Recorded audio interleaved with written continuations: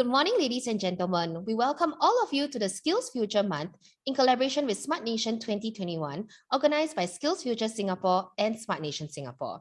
Our speaker, Aravind, will be sharing the topic, how to collaborate for project work with a remote workforce. Throughout the session, please feel free to post your questions in the Q&A tab that you see on the right panel. Do take note, questions will be moderated. Aravind, please take the stage. Hey, thanks, Celestine. Hello, everyone. Very good morning. Thanks so much for joining today for the session.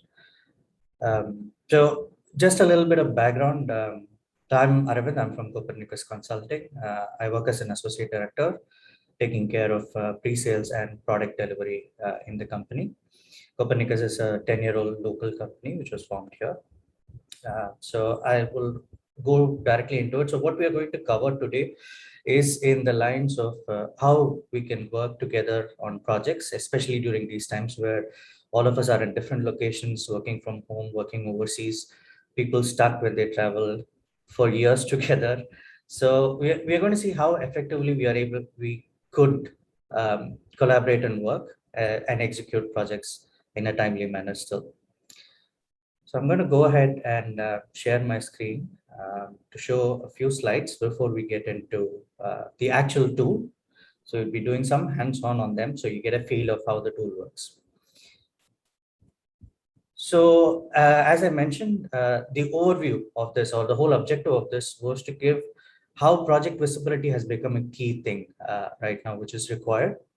Gone are the days where we used to all sit in the same office, and if you want any kind of status updates on a project, it's just a tap on the shoulder to somebody to ask what's going on, right? And it's the responsibility of the PM to face clients, be it internal or external stakeholders, to update them on what's going on, whether things are on track, at risk, what needs to be done, any decisions to be made, so on and so forth. With the remote work happening, and this was all sudden for us, that we were not so used to working remotely, that it's become a little difficult to for the PM in this instance, right? Where we have to now pick up a phone, use WhatsApp or any messaging service, emails, multiple channels to reach out to our team to consolidate statuses of a project before we reach out to our stakeholders. So how can we collaborate better in this sort of a scenario, that we are always prepared, always updated, and each member of the team holds that accountability and responsibility in terms of contributing and giving updates to the entire team. So that's what we will be looking at. So things that I would cover today are right from creating a project plan with dependencies, setting up baselines and comparing baselines versus actuals automatically, assigning tasks. More often than not, we work on projects where it's not just our team that's working on it, but we might have some external stakeholders as well who are part, or external members who are part of the team. So this could be your client being an external stakeholder to sign off on, say, requirement documents or UAT sign-off documents and so on. It could be your vendors who work in delivering hardware for you, or it could be now more often than not, if you're using or if you're building systems which are internet facing, unavoidable is your penetration testing and vulnerability assessment, right? And more often than not, clients expect this to be done by a third-party vendor. So it's not going to be done by your internal team. So how do you interact with them? How do you assign tasks to them, get updates from them as well, without exposing all the details that you have internally? So that's something that we will be looking at. Having conditional formatting to give us visual cues to highlight certain things so we are able to address them immediately. Attaching documents. More often than not, all of our projects will have a lot of documents, right? And these documents are probably prepared as Word documents and PDFs or digital documents. So many that we have, which are lying all over the place. How do we bring it within the project? How do we make it easier for people to access that? That's something that we're going to see as part of this training as well. Next comes the part about no longer that the project manager has to be manually chasing or calling people to get updates. Rather, the system does it for you.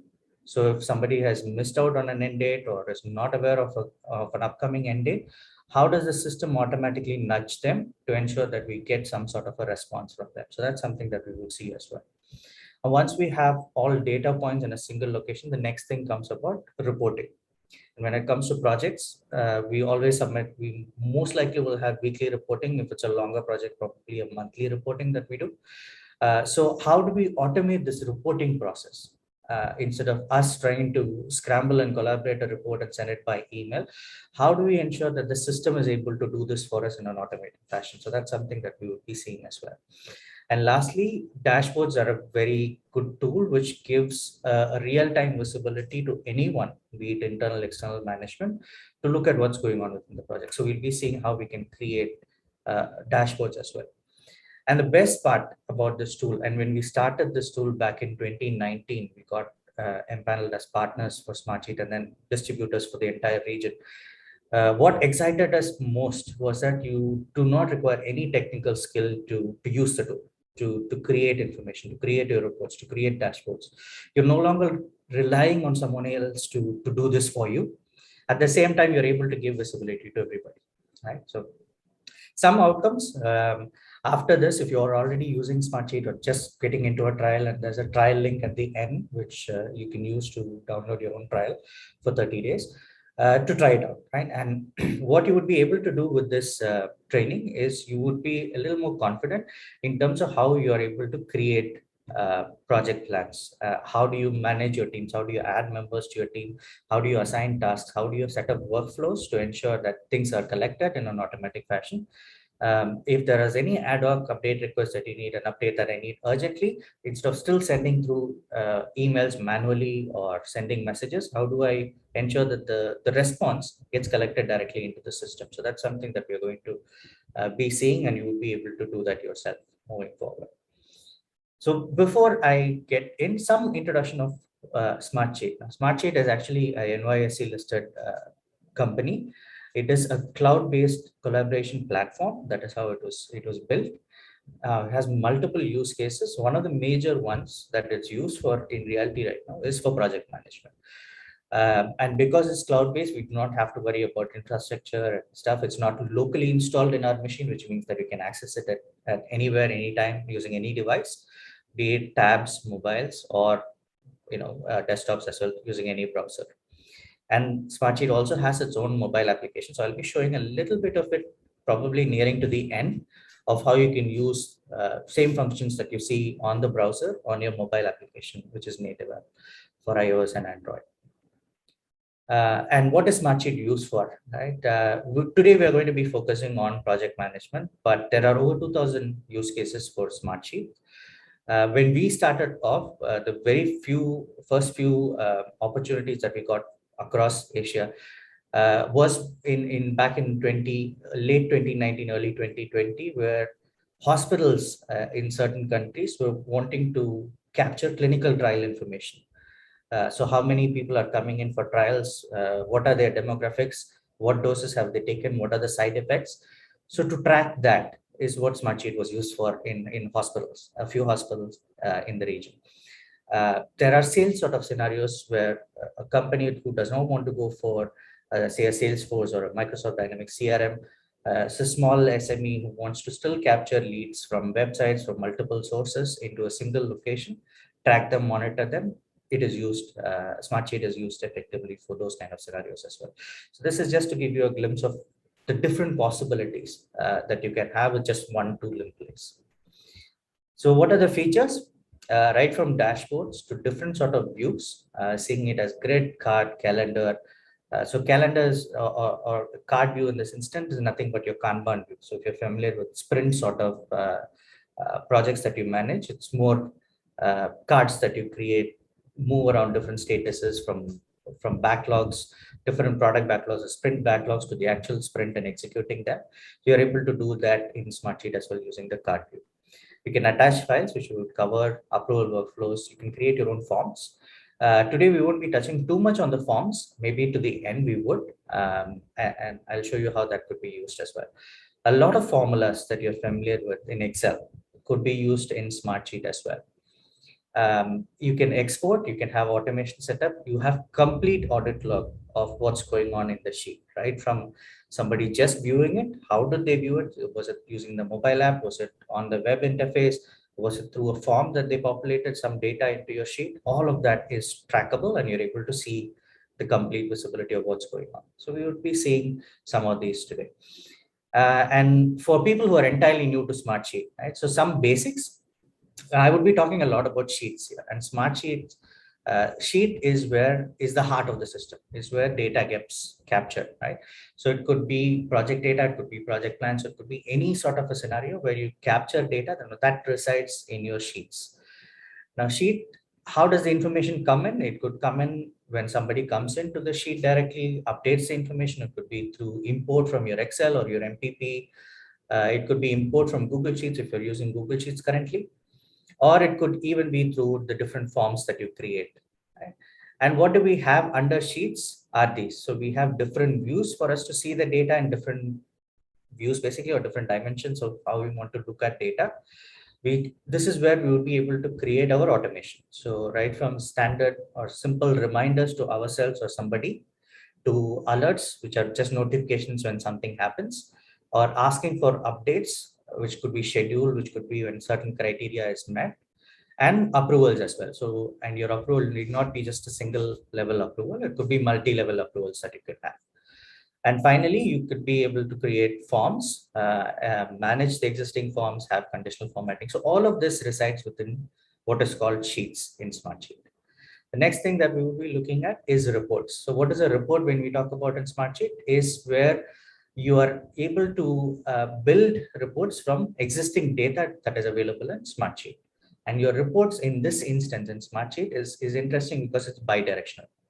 What I mean by bidirectional is that typically in systems you have reports which are generated out of data that is available in the system, but these are non-editable, right? You probably have export as an Excel and then you do your manipulations there for your own reporting or dashboarding outside the system in most cases, or it'll just be an Excel output that you take, you do a pivot out of that, and then you look at the data.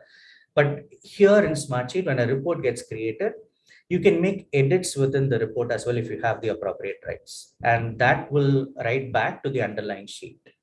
There are interesting scenarios where this could be used, so we'll cover some of that in today's session. And your report need not come from just one source sheet that you have. It could be from multiple. So assume the scenario where you're a project manager, you've created your own project plan, you're managing, you would have created reports for that particular project. Now you will have multiple project managers within the organization who create for their own projects. But you would probably have a delivery head or a delivery manager or a program manager who would like to see how across the organization all projects are performing. So for that kind of a person, will not be specifically looking at each project separately, but would require a consolidated reporting. And that you're able to do using Smartsheet, that you can pull from multiple project plans to consolidate and give a single report for somebody like that who needs to look at those details, right? And when you build your reports, you can even automatically send it to somebody. So it could be one or many people at specified times, specified dates or duration that as you prefer. And this could be really handy when we're doing project reporting. As I mentioned at the start, when we talk about weekly reporting, right? If I am expected to send a weekly report every Friday to a client or an internal stakeholder on certain parameters, instead of me manually creating this report at that go, downloading it, extracting it as an Excel, attaching it in an email and sending it out, I can send it directly from the system in an automated fashion that I don't even need to look at it the second time. It gets set automatically as how we schedule it. But a few points for you to note when you're building reports is that to build a report, you need to be a licensed user. To create any asset in Smartsheet, you need to have a license. Now, this could be an actual license, or when you're doing trial, it's equivalent to a licensed user. So you would be able to do all of this. Then comes this aspect of where we are pulling the data from. As long as we have access to it and the right access to it. And what I mean by right access is we have to be the owner or an admin within that particular sheet from where we are pulling the report. And you might be confused of what is owner and admin here. We've not touched upon that. So I'll touch upon that when we go into the actual tool. So you are able to better appreciate what I mean by roles and permissions within the sheet. And finally, whenever you're sharing a report with somebody from Smartsheet directly, for them to come into Smartsheet and see, they will need access to the underlying data source as well. If you don't give them access to the data source, the report that they see will be blank. right? So these are some points for you to note when you're building out your reports. Finally, dashboards. Dashboards you can is just a view only aspect, right? So it's purely for visualization of data that you have. And because we talk about visualization, you can have charts, you can have metrics, you can have shortcuts, which are links directing you to the sheet or the underlying report. You could even embed your actual reports. And when you do embed a report that is built already in Smartsheet, when you're exposing it as a dashboard to somebody, they will still be able to see the report data, even if you don't give them access to the underlying data source. So if you want to share a report with somebody, but do not want to give access to underlying sheets in Smartsheet, you can use the report widget to embed it as part of your dashboard. You can add image widgets, which are basically for logos or any images that you want to add to your dashboard, titles, text contents, and finally web contents is something that you will be able to do as well. But a point to note is that if you're in your trial version, you probably will not be seeing the web content option currently. So now we'll go into navigation. Of course, I'll be showing you how we get in, but just for you to know, and because this slide deck would be shared later on, you can see from here as to how you are able to navigate and what are things that you should be familiar with. So you have to go to smartsheet.com from any browser. And what you will be doing is you'll be clicking on the login button. If you already have an account, if not, you sign up for a trial, right? Once you click on the login, this is the page that you would see. So you can enter the email address and your password to log in. You can keep yourself logged in if you would like. You can even use Google or your Microsoft account or your Apple account to sign in if you do not have a separate account. Now, once you get into the tool, this is what you see. So there's a home icon at the beginning, which is where you would land it. And once you get into Smartsheet, the first thing that you would see is what are things that are waiting for your action. So any workflow that is set up, any request that comes to you as a user, you would see those here and you can click an action upon them directly from this homepage. Anything that you have triggered based on any workflow or manually triggered an automation from your side, that would be shown in the next tab, which is request that you have set. And on the right side, you would see any Smartsheet item that you have recently opened. And as you can see, there are a few colors here, right? And what it means is anything that is blue here represents a sheet, anything that is orange represents a report, and anything that is in green represents a dashboard that you've opened. So different assets that you've opened, the top is shown on the right side in the home page. So as I mentioned, this is your home icon. The next icon that you see on the left. So here's where you will navigate across Smartsheet.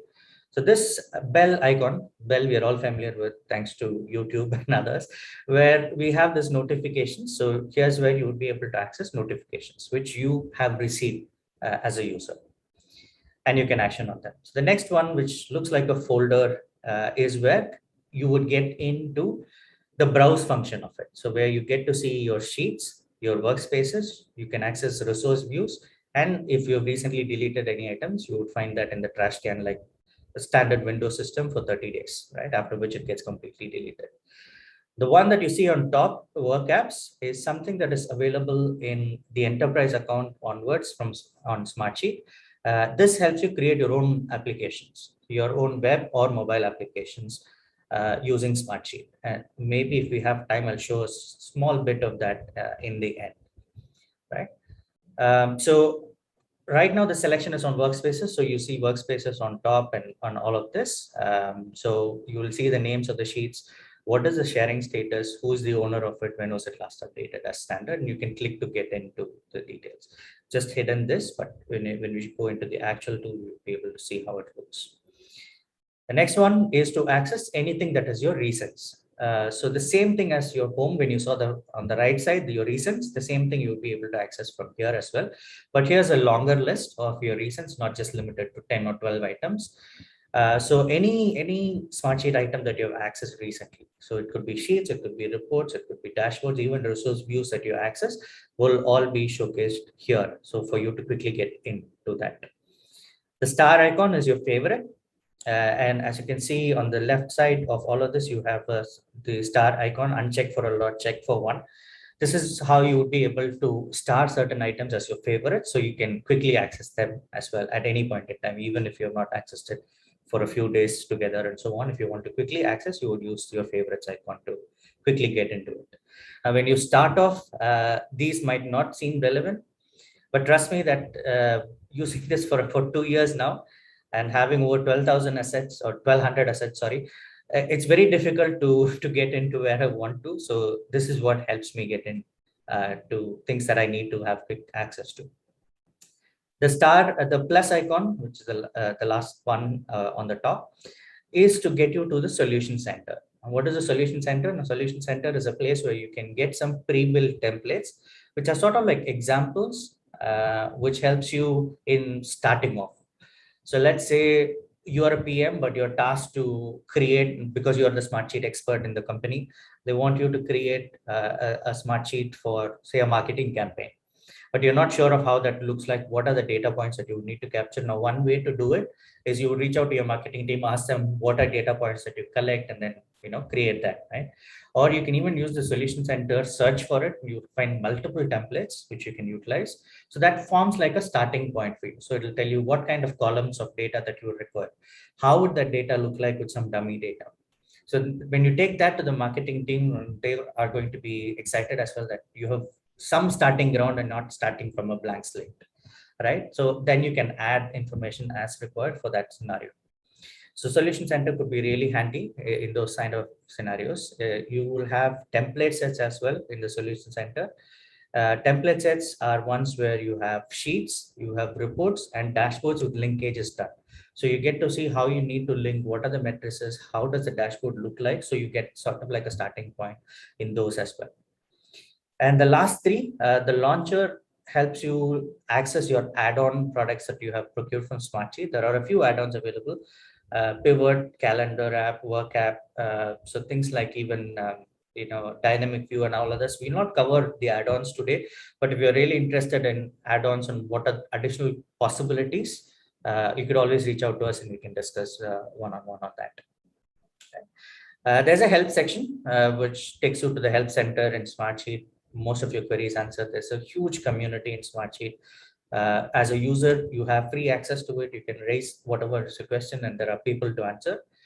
Nowadays, I'm not able to, I don't have as much time, but when I used to have some spare time, I go into community, I answer certain questions as well.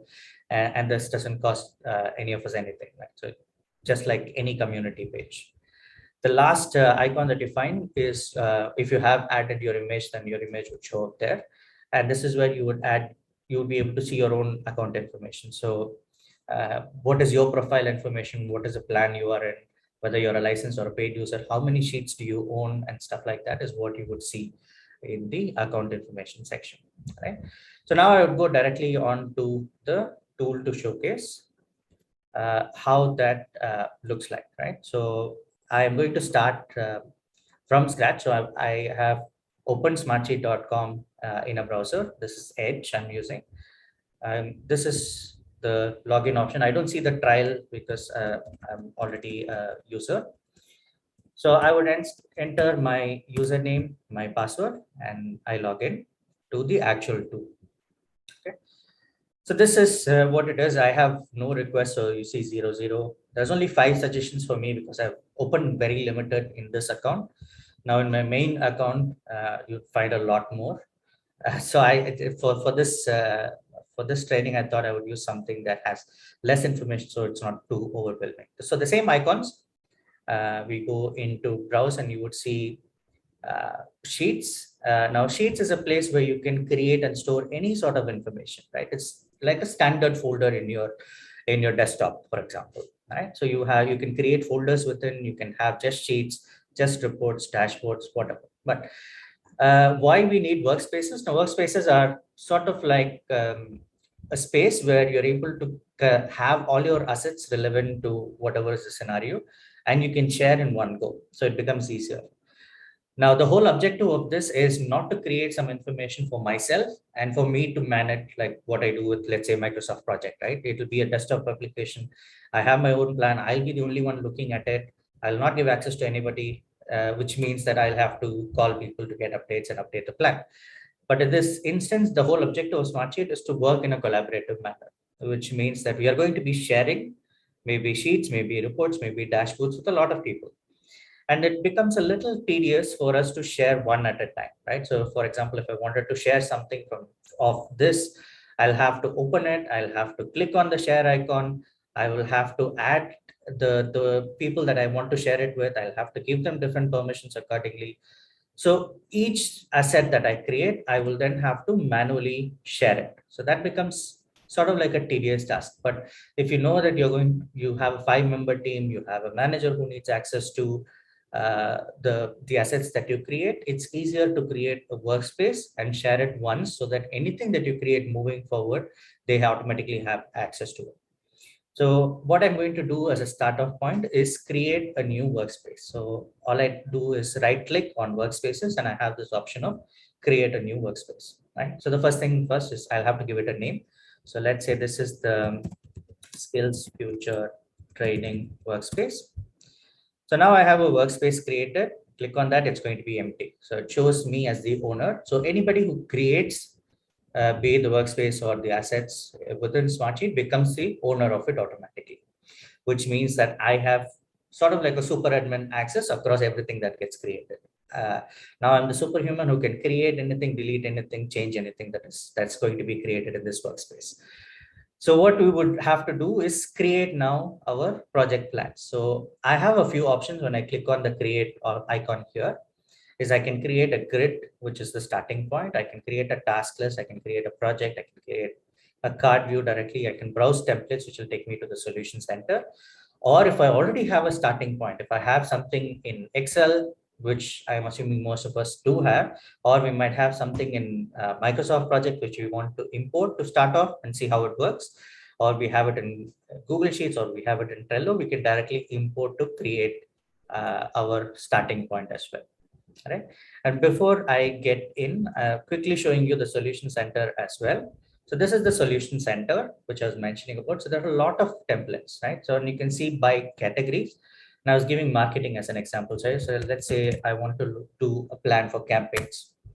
When I just type in campaign and enter, there are a few templates available for me. So there's campaign management as a template, marketing campaign management, marketing campaign plans, analysis, higher education marketing templates, email campaign project plans, outbound sales. So there are so many such options that are available for me to get a starting point, right? Let's go back into our skills future. And what I have done is instead of, so I'll show you how it works if I, let's say, start off from scratch, right? So this is, say, a new grid sheet. Yeah. So now that I have created a new grid sheet, how does it look like? So this is how it is going to look like. All of us are familiar with this interface, which is what makes it easier for people to adapt as well. You don't need any specialized training unless you want to get to the advanced level, but you don't actually require training to know how to maneuver, how to get around the tool, right? So by default, it's showing a few columns for me. There's a primary column, which is important in senses where any automation will have data here as the subject line by default. This is where you'll be able to show row level hierarchy. So usually we make this as the point where we collect the task related detail or a milestone or a description or whatever that we want. Then there are other columns. If you wanted to add columns similar to Excel, you right click on the column, you have insert left, insert right, delete. You can rename the column. Right now it says column 2, I can rename it. I can add a description to the column to say what this column is going to be used for. If I use any sort of a formula, for example, I can mention that formula here so people know when they come in, this is what I'm trying to do with this particular column, right? And I can freeze columns similar to Excel again, lock the column entirely so nobody changes once I've created something and I don't want them touching it, messing it up. And when I go into column properties, these are different column types that I can have. So I can have a simple text number sort of a column, which means that I can capture any text, any number related information. I can have contact list columns. This is very important where we want to do workflows. So anywhere where we are assigning tasks to people and we want to have automation setup that you find here, we would use contact list columns to make it dynamic. And I'll be showing you that as well. Date columns, single select drop down columns. It's pretty easy to create our own drop downs. All you have to do is select this, enter the values that we want one after the other with a space. So it's differentiated. Multi select if we want, checkboxes, any symbol. So there are a few symbol options here, just flags, right? Stars to priority, to decisions, to statuses. So we'll be using this most likely in our training today. So there are a few options, like even if you want to do customer service sort of scenarios or customer surveys using Smartsheet, you would have something like this probably added in, right, as an option. Finally, the last column type that we have is an auto number or an auto system generated field. So if we want to have some unique number to be automatically assigned to each row of data that gets captured, we would use auto number. And when we do create auto numbers, we have the option of adding some prefixes, some suffixes if we want to. For example, as you can see right now, it shows the preview as 1. So I do not have any prefix, no fill, no suffix, and no starting number option that I've given. So it's starting as 1. Now let's say this is for SkillsFuture Singapore. So I say SkillsFuture has to be my prefix. So the moment I type in, you can see that this is how it's going to look like. And I expect a lot more. So let's say we give a few zeros as well. So this is my starting number now. And let's say dash 2021 is what I want to do for this year. So this is how my number would start for each row that gets created in the sheet. So each row has a unique identifier now by this automatic number, which could be used. Where do we use this in reality? If we are using a bug tracker or a RAID log to capture unique identifiers, we could use this when it comes to a project scenario, right?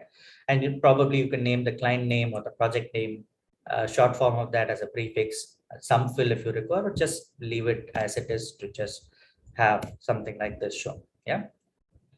Then we are able to see what is the date at which this particular rows have been modified last, who modified it, which is the modified by, who created, and what was the created date. These are system generated fields, which will always be there. We can add it at any point in time if we require. Now, I'm not going to be manually creating all of these columns and starting off. So what I'm going to do is I have an Excel created, a simple Excel, which has task description. I have a start date, end date, no values filled in. I have an assignee column to track who I'm going to assign this to. I have a status column. This is something that I require to know what is the status of the particular task, and a completion percentage, right? So I have name of the project. I'm just naming it new project, different phases, and under that different tasks that I have within the phase, as you can see. So a very simple project plan in Excel, nothing fancy. I've just used the intent and outent to organize them in the fashion that I want it to be, right?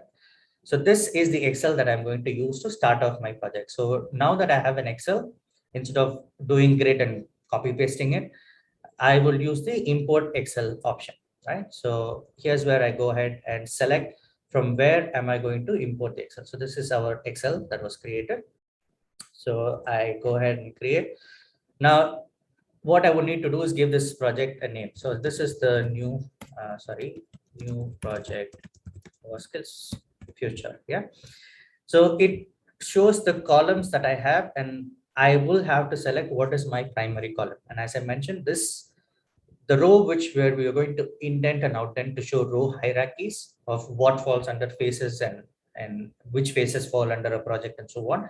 That is the column that needs to be our primary column. So I would select, by default, it shows the first column. If you want to change it to some other column to be our primary, we can select it while we are doing the import. And if you already have some formulas in our Excel to calculate certain things, we can include the formulas as well. Right now, the Excel is blank. I do not have any formula. So whether I check it or uncheck it doesn't really matter, right? So I'll go ahead and import. So now that I've imported, again, if you want to rearrange, just click and drag, right? So this is the project that is imported. And you can see sort of like a sheet icon, which shows that this is a sheet that is created. We open that. Right now we have a simple one line with the columns that we have, nothing fancy. So let's go ahead and organize our indent and outdent to roll it up. Yeah. So what I'm doing is I'm doing a shift and click, right? Similar to what we do in Excel and Windows in general. So you can do a shift and click to show different tasks under different phases, right? So I can double click to expand this. Now I have a roll up created. I have a proper hierarchy created. of the different phases that I have and what are the tasks under these phases. I have mentioned start and end date, but I'm not going to be manually doing my start and end dates. I want this to be, I'm only going to give the start date of the project because that's probably what I know when I begin. And from the team with the WBS that you already have, you probably know how long you have planned for each of these tasks to run as a duration, right? But as you can see, I do not have a duration column as yet. So these are some things that we are going to add. So what I would be doing is I would be going to what is called right now, it's the default is a grid view. I mentioned there are a few other views. I'm going to go to the Gantt view, right? So it says that I need to have two date columns for me to have a Gantt view.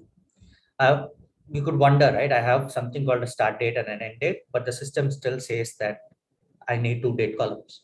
So how many more should I be adding, right? But what you have to do is just double click to see what is the column type. Because I added from a simple Excel, there was no value. The system doesn't know whether it is a date field or a text field. So by default, it will take everything as a text field. So I'll go ahead, change this as a date field and change this as a date field as well. Now I can restrict only dates, or if I unrestrict, it means that I can have anything other than dates as well. In this case, I'm not going to add anything other than dates, and I don't think any of the people are going to do it, so I'll leave it as unrestricted. But if you want more control, you should probably restrict it to dates, right? So now that we have two dates, if I click on Gantt, I'm able to see the Gantt view. Now, anything that is new, Smartsheet is going to prompt. So the first time that you log in, you're going to probably see a lot of these sort of pop-ups, which show you things that are new and how can you use them, click to learn about them and so on. So those are, help on the go when you try to use it. And when I did go to Gantt, you see a few options come up here, which is the zoom out and zoom in for the Gantt side. You have baselines as well as project settings as a gear here. So this is what we are going to click first. And here's where we are going to define and add our dependencies. So you can see dependency is currently not enabled, and start date column that it's going to reference is the start date column in my sheet. The end date is going to be my end date. Now, if I want to change this to something else, I can. And this will show any date columns that I have, so I can select from there. And as an option, we can add a person complete column. And I have a completion percentage column, so I am going to add that here to reference what is my completion percentage. Why am I doing that? There's an interesting use for this when we show the Gantt view, and you will see that in a short while as well. And I am going to enable dependencies now. And when I do what Smartsheet does, it has created a couple of columns. It has created a column called predecessor, and it has created a column called duration.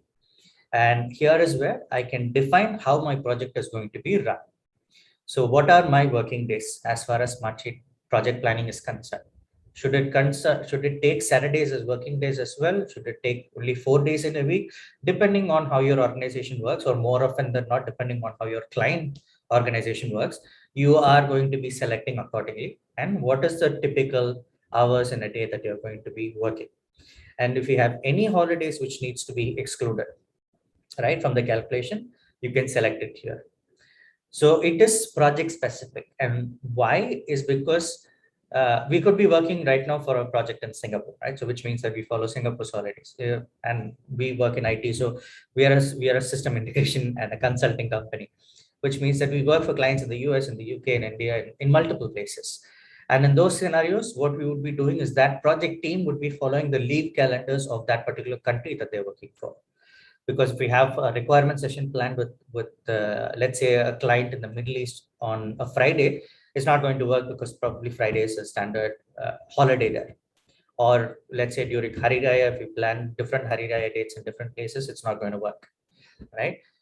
If you're working for a client in China, and if you plan during Chinese New Year, now of course we also have Chinese New Year holidays here, so that's not a problem. But still, right, for if we have a team working from Indonesia, they are not going to be celebrating Chinese New Year. So probably their local holidays does not have Chinese New Year as a holiday. But they shouldn't be reaching out to the client. So as far as your project setting is concerned, you would exclude those dates. So basically, you would just open the calendar and specify the dates that you want to mark as holidays where your date calculations are not used. So I'm marking 9th for a national day. And we could add as many days as depending on what the project needs to be running into, right? So now that we have some basic things set, you can see now the Monday is highlighted in a different color because it is a holiday. You will see Saturdays and Sundays blanked out because that's not going to be used in our calculation. Let's go to the right to see our duration. Now we're not going to see immediately. So I can always drag and drop, move this around to see a better view, or similar to Excel, I can freeze the column and move around as well. So I know for which task I'm adding what kind of predecessor or dependency. So first things first, we are going to add what are our dependencies, right? So dependencies. So let's say feasibility study will start in day one, and my requirements will begin only after feasibility is complete. In that case, what I would be writing as predecessor here is just entering the row number of feasibility study to show that this can only begin after my row number 3 is completed. That's what it means when I enter 3.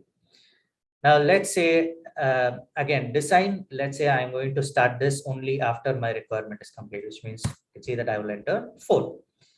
And sign off after everything is complete. So let's say I make it 5. And by default, it's showing 1 day. Now we can go ahead, we'll obviously go ahead and change all of this. Let's say feasibility, I'm going to take 5 days. The D is added automatically for days, and it's all in days. So I'm going to just keep adding number of days as example. So let's say 3 days for this, and sign off is 2 days. Okay. Then we have our UI development, which is probably going to start after our requirements are signed off. Requirements is row number 6. So that is what I would be selecting. And let's say this takes 10 days for us, and assume that backend I can start together with UI development. Okay. I would still need to start this to start, but I can start it together. So what I would do in that instance is this belongs to row number 8. So if I just do row number 8, it means that I'm going to begin after UI development is complete.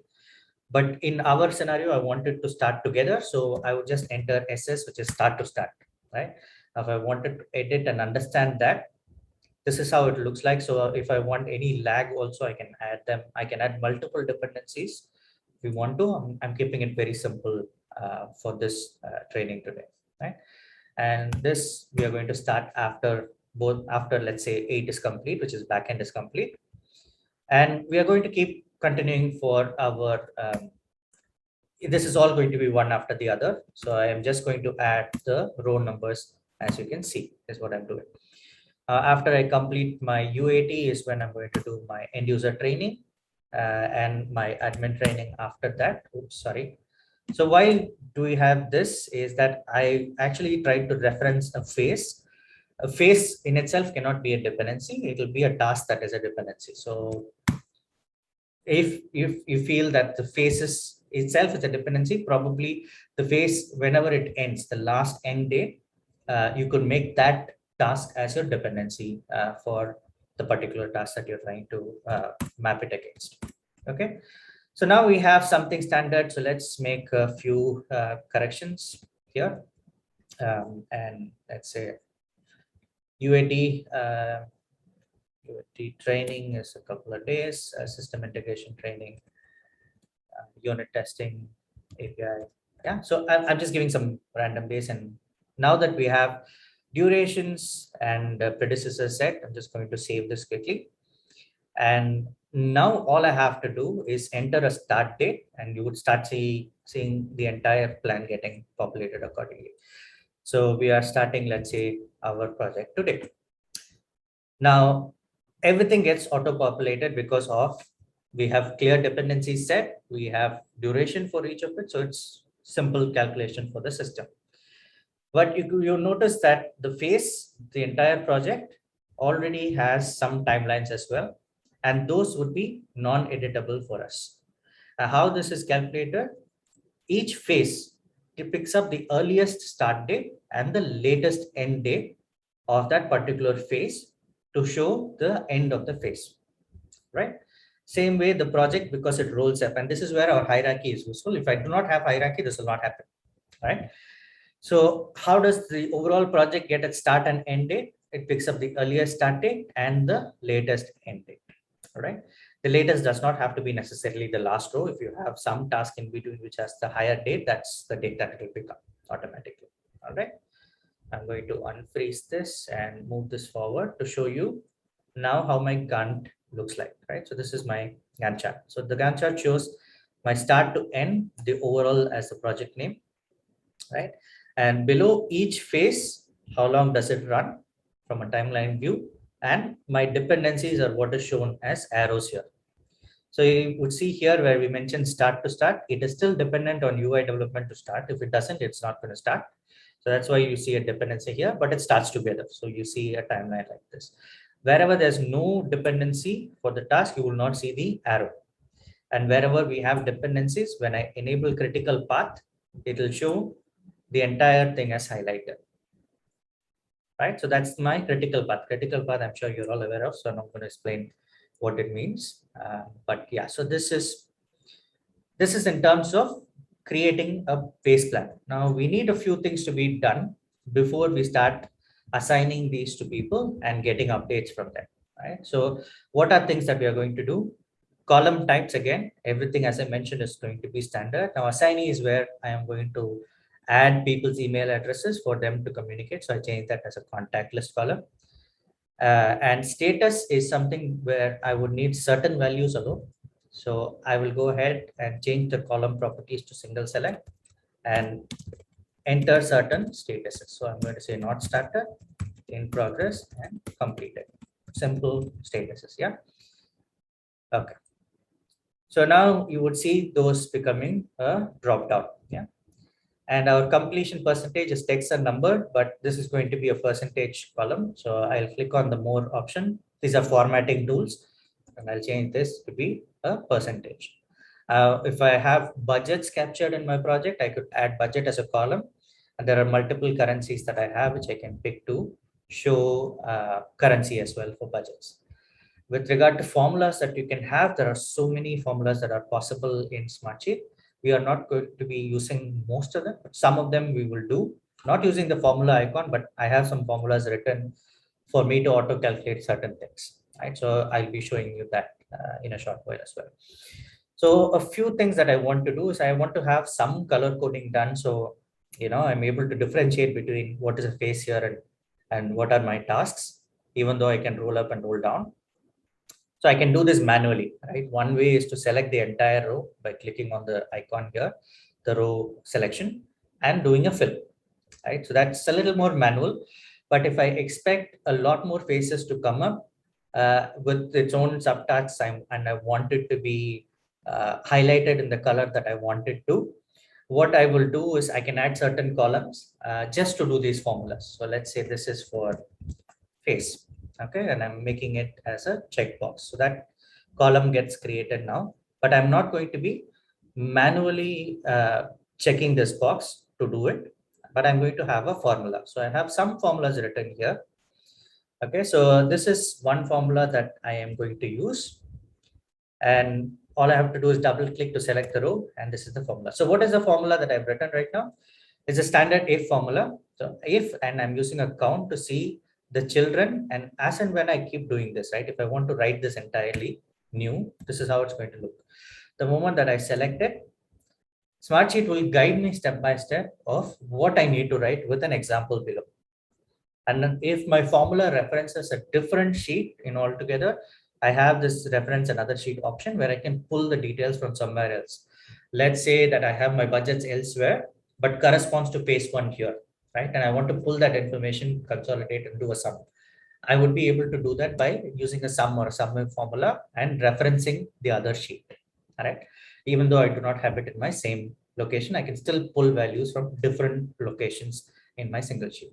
Right. So I do an if an account, and my count, I am going to select this. Right. So my task at this is equal to something more. So I can write certain formulas, but what I'm going to do is I'm writing a children formula, and this is going to check if my task description, which is this column, at the row has more than one children, which is greater than 0, then it's going to be checked. So how is that formula going to work is now I can drag and drop this, right? Similar to Excel copy.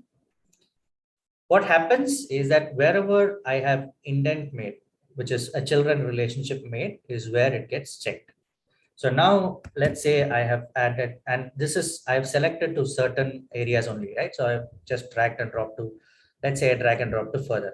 There's a better way to do this is to make it a column formula, but I'm not going to do it in this case, just to show you. So let's say I add a phase 5 and this is support. Okay.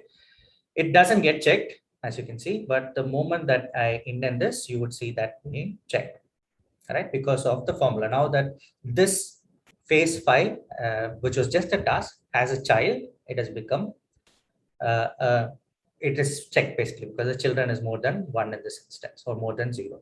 If there's no children, it's going to go off, right? So this is just to show you how we can use a combination of formulas. In this case, we're using an if formula, a count formula, a children formula to get this done. But why do I do this, right? What do I need this for? Is to make it, as I mentioned, dynamic. So if I have my plan that is going to be extended moving forward with different phases added or something added in between, and I don't want somebody to be manually checking this, I would have this formula and ensure that it's copied over to the entire column so it makes sense. And where am I going to use that is we were talking about conditional formatting. So that's where I'm going to go. So this is conditional formatting, which we could use for multiple things. So we are going to set a few conditional formats for us to look at data visually. So it grabs our attention quickly, right? So that's the whole objective. So the first thing that I'm going to do is to color these in a different color. So it's directly visible that it's a face. So the column that I'm selecting as my condition, my criteria, if it is checked, okay, and I'm going to apply the format. So what is the format that I'm going to apply? So I can make it bold. And let's say I change the text color to white, and I'm going to add say, a darker orange background, right? Doesn't look that great. A darker blue background, for example. Okay. And on the right, I have the option to paste, to apply this to the entire row or only to selected areas if I want to. Okay. In this instance, we'll just apply it to the entire. So now, how is this going to work? So I add the phase 5 and I add support here and I change this.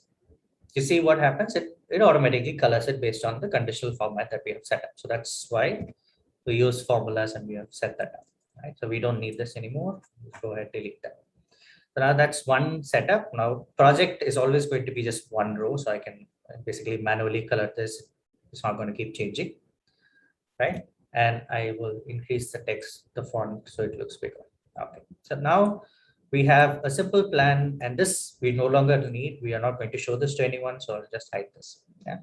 So when I hide this, people who do not have access as admin or owner is not going to be able to see that column or even able to unhide it. All right. Okay. So we have a simple plan setup. We have some color setup. A few more formulas are what we're going to add before we give this or assign this to our team. Okay. One is completion percentage is the only column I want people to be adding. And with regard to status, I am going to capture that automatically. So how am I going to do it? Again, through formulas, right? So what am I going to do is I have this formula, which I'm going to use. Okay. The formula is pretty simple. The formula is looking at if my completion percentage column at the row is blank, yeah, then it's going to say as not started. And if my completion percentage at row is 1, because here we have mentioned it as a percentage, 1 refers to 100%. Then it's going to say completed. Anything else, it will say in progress. So when I do this, and now that I have the formula, instead of dragging and dropping, another way for me to do this is I'll right click on that particular cell, which I use the formula, and I would select this option called convert to column formula. What's going to happen? It applies the formula automatically to every single column that I have, which is active. All right. So here are a few things where we started entering data and remove. So it's showing up. We don't need that.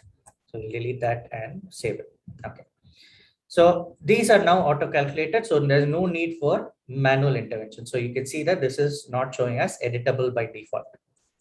All right. If I want to edit this, even if I double click, right click, I can't edit unless I click on edit column formula. So we are avoiding others from manually manipulating this. All right. And when it comes to completion percentage is what somebody is going to manually add in and it will roll up for us. Okay. So now we have formula set up here. We're going to ensure that they only fill in completion percentage. We get a status automatically. We have everything set, right? At least basically. Now we are going to start adding people to our tasks. So as long as we know who are going to be involved, we just have to add in their email addresses. So I'll just go in and add few tasks to myself. The very first task that I added, an assignee. You can see a prompt, and this will happen the very first time that you add an assignee in any sheet that you create, no matter how many times you've used Smartsheet. Because we have not set any automation, Smartsheet is asking whether we want to automatically create an alert to people who are assigned to. The alert will send an email saying a particular task is assigned to them with details of that task. So I'm not going to enable that automation right now. I'm just going to add a few people in before I go ahead and do. So now we have a few people, and let's see, I will add,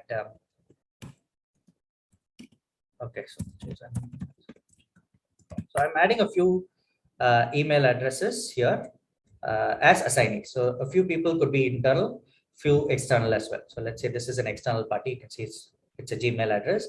Let's say this is an external vendor who's going to come in and contribute for me.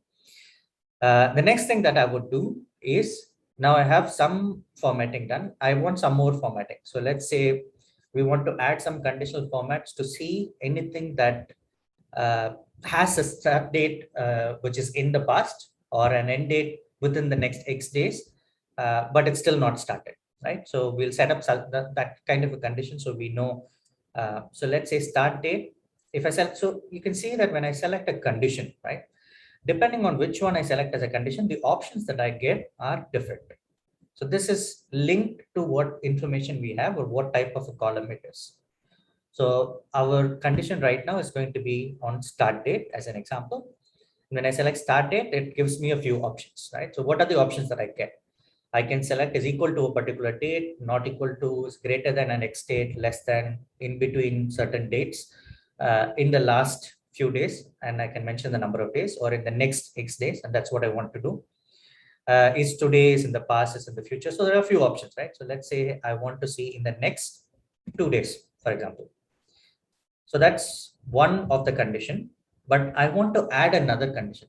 I just don't want to highlight anything that's coming up, but I want to highlight anything that is coming up as well as it's not started yet, as an example, right? So then I would go ahead, click this down arrow, and here's where I will add an and condition and add another condition. So now both conditions will need to meet before it highlights, right? Whatever that I wanted to do.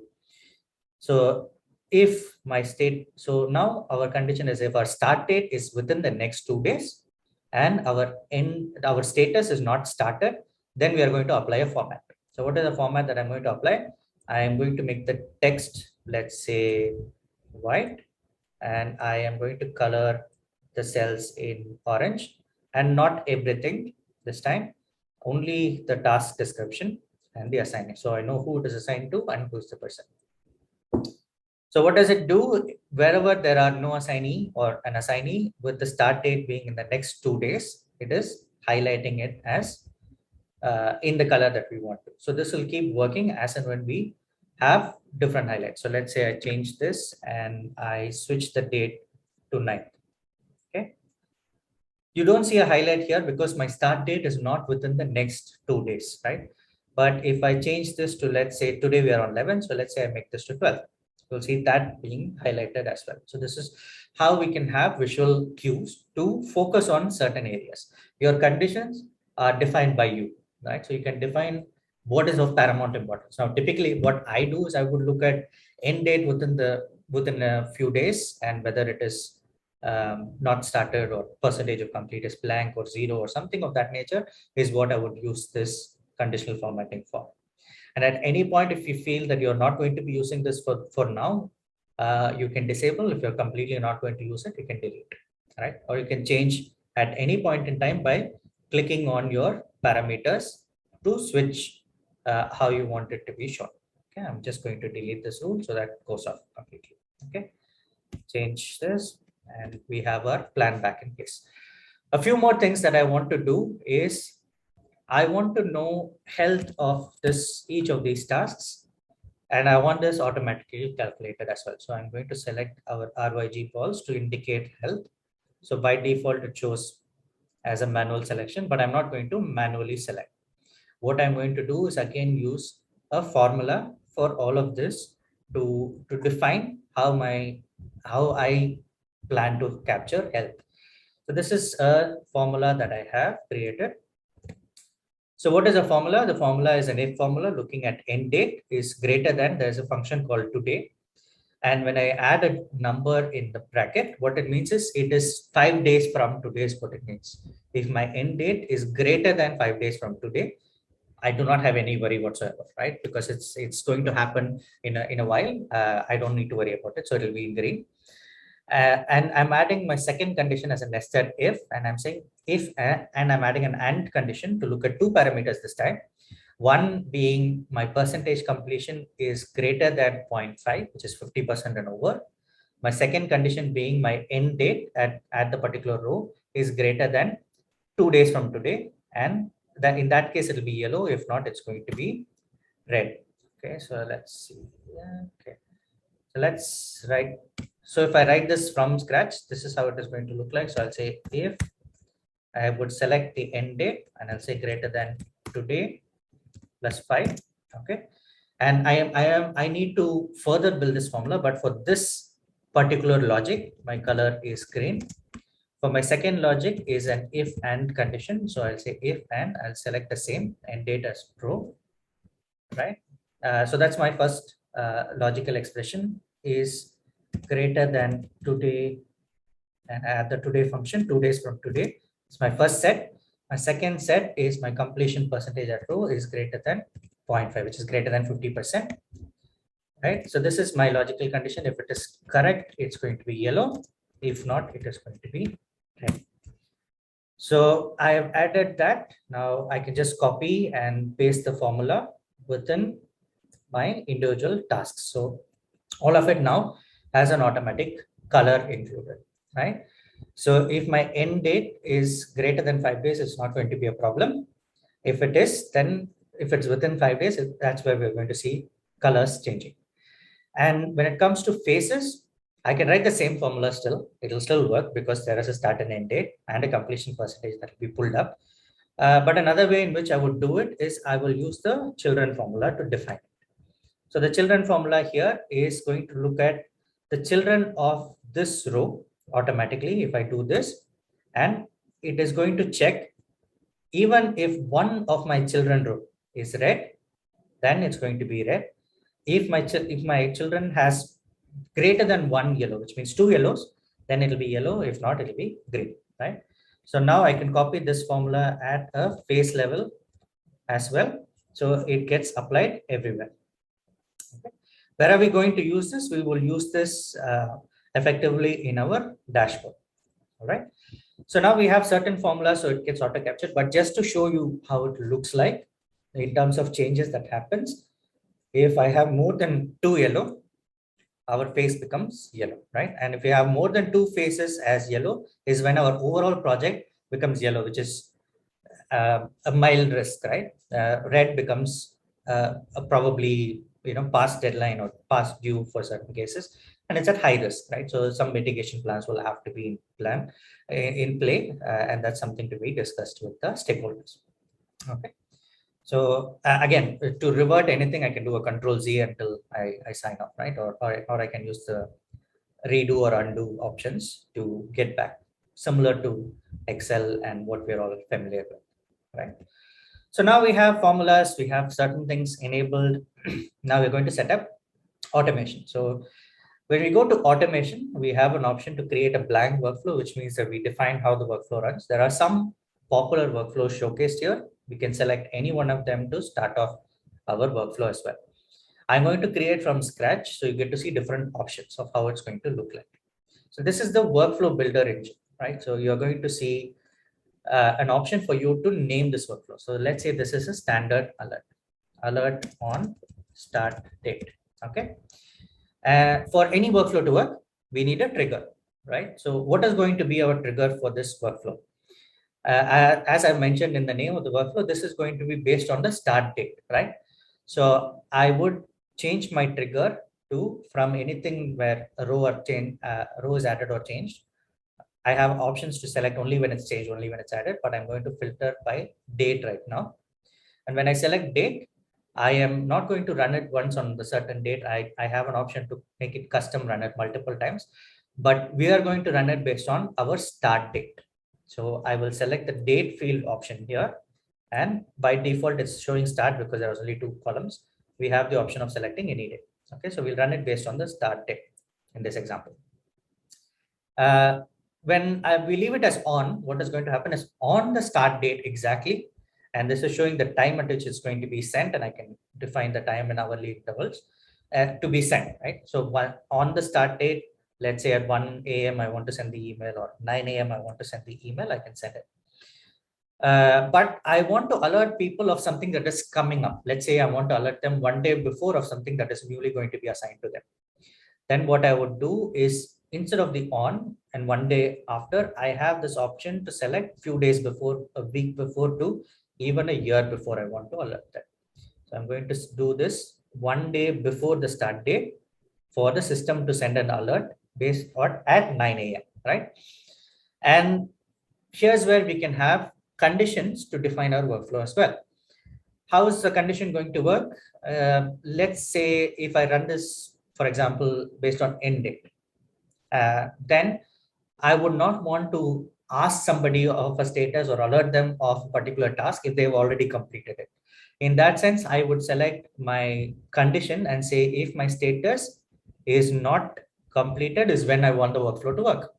If it's completed, no problems, right? They're ahead of time, is great. So we could do that. Or we could define a condition based on any parameter that we have set for the workflow to work. And if the condition is not met, we have an otherwise option. Now, when this was being first time that I was exploring this, my question was, okay, so option one is I have a condition. This is what is going to happen. If not, this is what if I have multiple conditions? How am I going to set that? Should I create another workflow for it? Absolutely not. What I'm going to do is I have an option to add a condition path. So I can define as many conditions and anything else would be in the otherwise, right? So if there are 4 different options that could happen, for 3, I could have conditions set to meet those, and otherwise would be the next option, right? So we could build our workflow as big as we would want it in terms of different conditions. I'm not going to do that right now. So let's go ahead and delete it. So now we have only one condition. Even that we don't need it. So let's go ahead and delete that condition as well. So 1 day before the start date, by default, what do we want to do? We just want to alert somebody, right? We want to let them know that a task is being assigned for this. So I would click on the alert someone workflow. So you can see that my workflow actions are categorized by different workflow that could be sent. One is notification. So if it's notification is as the name suggests, is to notify somebody that something has happened or something is going to happen. So it's only an alert via email, or it could be an alert in Teams if you are using Microsoft Teams channels. If you're using Slack collaboration tool, you can alert in Slack channels as well. Or the other option I have is I can ask for updates from people, and I'll show this as well. I can ask for approval from somebody, or I can make some changes based on in my sheet based on something happening. So I could automatically assign tasks to somebody. I could change the value of certain cells. I could record certain days automatically when something happens. I could clear values. I could lock rows, unlock rows, or move the row entirely from this sheet to another sheet. So where this gets used is in a sales kind of a scenario. If you're doing sort of like product sales, you could have the move row to move it from your sales opportunity pipeline to an order management pipeline where your order booking process happens. All right. If you still want to have it here but have a copy elsewhere, you could use the copy workflow. So these are options that are available in Smartsheet. In this instance, we are going to just alert. And when I select alert, the options I get is I can alert to a specific person. I can alert contacts in a cell. And this is where the contact list column plays a part. I could send it to anyone who I've shared the sheet with. Currently, I'm not shared it with anybody. I could send it to Teams or Slack as before, right? So I'll send contacts in a cell, so it becomes dynamic, and I'll select the assign. Now, what's going to happen when I do this is I build the workflow only once, and how it's going to work is moving forward. for each task that we have different assignees. Different people are going to get emails when they are the assignee for a task, which is going to be starting 1 day from now, right? So that way I build workflow once to nudge them of something that's coming up, right? I can define a subject line. So I could say for this project, or whatever is the subject line, whatever is the message that I can define. If I want to add some column information that we have, the row related information. So let's say I would say task, and then I would use the curly brackets to say task description. Now what this does is it will pick up the value that we have in the cell which triggered the workflow. So for example, we had feasibility study, we had requirement discussion. So it will say task requirement description, right, is starting on, and I will say start date. So they know which date is starting. So even without going into the mail, they know what's with the subject line itself. For people who have multiple emails unread, if they just look at the subject line, there are some people like that.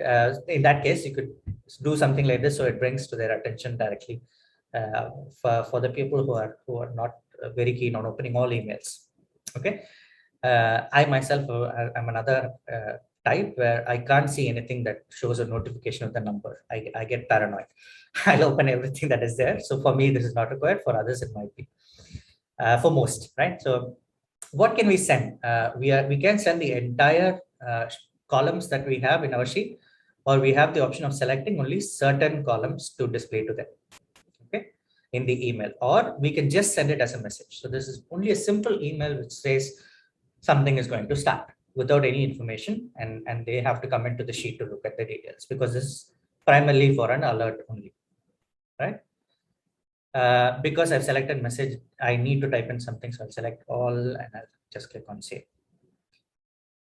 And while we want to send update requests and get alerts from people who are outside the organization, one thing that I'll need to do is I'll have to go into manage workflow option, which will show me this window. Click on the gear icon. By default, it will be in the restricted setting. What does this mean is that even though I create all of this automation and I'm trying to send it to multiple parties that I've assigned tasks to, they can't see or they can't receive any notifications unless I share the sheet with them. But it kind of defeats the purpose, right? Because I don't want to share the sheet with everybody for them to come in and look at all the details that are there, especially if I have any sensitive information which I don't want to share with external parties and all of that. But I still want updates from them. I still want workflow to work for them. So then I have the option of making it unrestricted, which means I can send it to anybody. Or if it's going to be within my organization using the same domain, then I could possibly use limited, right? In this case, I'll make it unrestricted. Save. And we are now going to go and we can actually create an update request workflow when a particular condition is met. But instead of creating it directly from there as a request, I'm going to show an ad hoc update request. So I'm going to send an update request to somebody who is not part of my system. So how do I do that? Is against each row, when I hover, you would see a few icons, right? So what are these icons? So I have an option to set a reminder from here. I can define the date. I can set the reminder for anybody that I have. It could be assigning in the cell or to myself on a certain date or before certain dates. The same thing as we did in our workflow. Yeah. This will be a reminder only, right? To remind them of doing something. I could add some comments here for the person to come in and address. I could attach proofs. Proof is where if you want to attach a document, get some feedback on the document, markup on the document and all that. We're not going to cover too much on proofs. We're just going to go now. This is the row for which I'm going to get some sort of an update. So I'm going to go to the comment to show how it's going to look like for your external stakeholder, right? So I'm just going to say update on this status piece. Okay. Now I've added a comment. I'm not addressed to anybody. I have an option to use the @mention and a person's email address to immediately send a notification to that person. For example, if I do it to my official email and say, please comment. Now, I've not shared the sheet with anybody, right? So, and this person I've not shared it with yet. So the system actually tells me, do I want to share and give them access to look at this comment from the sheet level? And here is where I have the option to give them the permission as well. So we were talking about permissions earlier, where we were talking about what is an owner, an admin, and what are other permissions available in the sheet. So owner is somebody who creates, so we can't give somebody an owner, right? Admin is equivalent to an owner, as the name suggests, like system admin and so on, right? So an admin is somebody who has complete power in the sheet, which means that they can unhide, look at all columns that you have. They can change the formulas. They can create their own workflows, have filters, multiple things can be done, right? But if I give somebody an editor, right, what they can do is they can edit values within the cells, but they will not be able to change the column arrangements. Okay, they will not be able to change the formulas that I created. They will not be able to create workflows. What they will be able to do is just edit or contribute more data to your sheet. And in the editor option, we have a couple. So we can just share it. We can make the person that we are sharing to share it further. If it's not a risk, we can give that. Or if we feel that it only needs to go to the person and I get to decide who it has to be seen by, then I'll give it cannot share option. And a viewer is somebody who just views the sheet, has no option to change anything, select anything, right? So I will go ahead and give this person editor not share. Okay, and I post the comment. So there's a comment gone. So a couple of comments, and I am also going to add a document here. Okay, so when I go into attach files, so this is one way where I can click on the attachment icon to attach a particular file. So you would see that wherever I have comments added is where this icon would be highlighted, nowhere else. So I know that there is a comment corresponding to this row of data. Okay. Same way, an attachment, I can add it if it's for a certain row, I can add it from here. Or another way is for me to use the right navigation pane to do it. So if I want to see all comments, I can click on the comment icon here. Right now it's showing the row level comment, which is for row number 8, UI development, which is this one. Yeah. If I want to look at whether there's any comment made for the sheet. So this is more like a common SOP that you want to share for anybody who's accessing the project plan. You can have those added here. And if I want to see whether it's row or all in one go, everywhere it is added, I click on the all icon. Same way for attachments, I can access from here as well. All attachments in my sheet, there's nothing so far. Sheet level attachments, this could be your BRT documents that you attach. Then comes your row level attachment. Okay, so if it's for a certain row, so I'll go ahead and add the row level of attachment, and I have multiple options to add, but I'm going to add right now from a file, right? So I'll go ahead and add this presentation, which is used for this demo, and I'll add one more file just to show the versioning side of it. So I'm attaching a document here, okay, and I've attached a presentation. Now we were talking about versioning, right? More often than not, we're going to have different versions. Like before I send this out to somebody, let's say there was a newer version to the document. So I'll click on the three dots here and select this option called upload new version. And I'll upload that. Now what happens when I do this is you see still only two documents and not three. Even if I go to all, you would see only two documents and not three, even though there are three documents in the system. So how do I access it? You can see a new number mentioned here alone because I added a previous version to it. So I click on that. I get to see the previous versions, the date and time at which it was added, by which user, and what was the size of the file. Now, how does this work when we use update requests or we send alerts with attachments included? How does it look like, right? So that's what we are going to see now. So I'll go to the row action icon, which is three dots here. So I have a few options, right? Cut, copy, insert, move it to a different sheet. I'm not going to do all of this. I'm going to send what is called an update request. Okay. And I am going to send to this person who is outside my account, and I can define the subject line, right? So I'll say this is for new project update request. I'll say for UI development task. And let's say, please help to update the completion percentage of the task. So that's my custom message. I can copy myself if I want to see whether this goes in. I have the option to include all columns or only certain. So in this, I am not going to add all columns. This is an external party, but I am going to share an option for them to see the attachment, add an attachment from their side, give me comments as well, right? So I'm going to add task description. Health is something that I want to calculate. I don't want to show it. Start and end date. I can show it if I want to. I cannot if I don't want to. Okay. And I can define what I want to do in terms. So just before this, quickly, we'll go ahead and lock this to ensure that this person that I'm sharing to does not end up changing the value.